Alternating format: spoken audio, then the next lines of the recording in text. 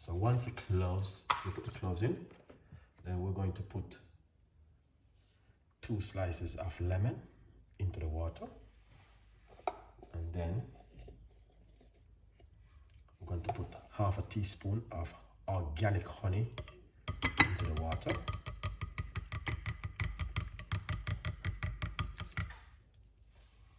Once you put that, then we're going to put a peppermint tea bag into the water and just remove this, cover it like this, and drink it first thing in the morning.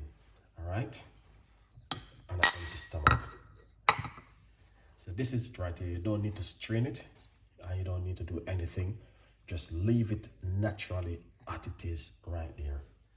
So as you can see, we got, this is a peppermint tea bag, 2 slices of lemon and some organic honey.